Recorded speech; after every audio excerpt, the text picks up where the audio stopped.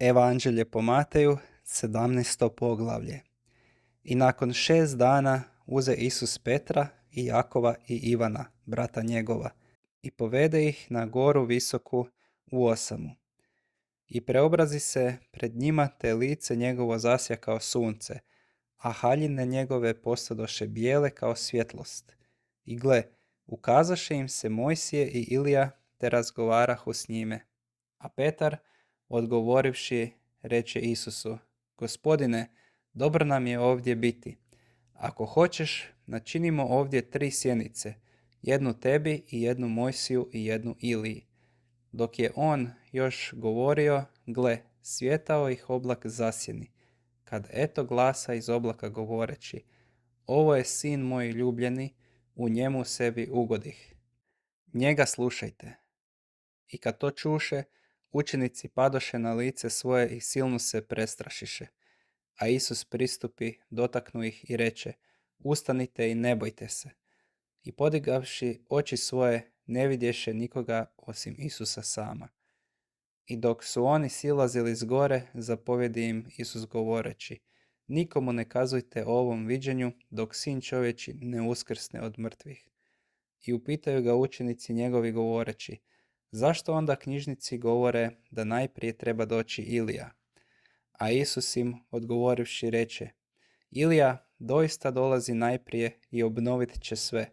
Ali kažem vam da je Ilija već došao, ali ga ne prepoznaše, nego učiniše s njim što im se prohtjelo. Tako i sin čovječi ima od njih trpjeti. Tada razumiše učenici da im to reče za Ivana Krstitelja. I kad dođe k mnoštvu, pristupi mu neki čovjek padajući pred njim na koljena i govoreći: Gospodine, smiluj se mojemu sinu, jer je padavičar i strašno trpi. Ta često pada u vatru i često u vodu. I dovedoh ga tvojim učenicima i ne mogaše ga ozdraviti. A Isus, odgovorivši im, reče: O naraštaju nevjerni i iskvareni, dokle li ću s vama biti, dokle li vas podnositi, dovedite mi ga ovamo. I zapreti Isus zloduhu, te on izađe iz njega i ozdravi dječaka od onog časa. Tada učenici, pristupivši Isusu, nasamo rekoše: Zašto ga mi ne mogosmo izagnati? A Isus im reče: Zbog nevjere vaše, jer zaista, kažem vam, ako imate vjeru kao zrno gorušičino, gori ćete ovoj reči: Premjesti se odavde onamo i premjestit će se. I ništa vam neće biti nemoguće. A ova vrsta ne izlazi osim molitvom i postom.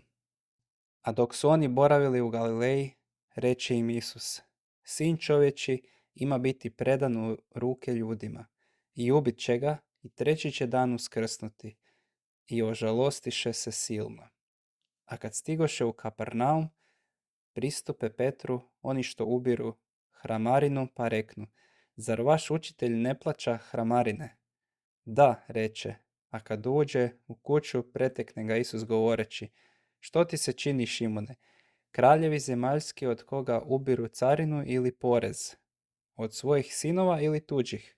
Reče mu Petar: Od tuđih. Isus mu kaza: Sinovi su dakle slobodni, ali da ih ne sablaznimo, pođi na more, baci udicu i prvu ribu koja se uhvati uzmi, otvori joj usta i naći ćeš stater.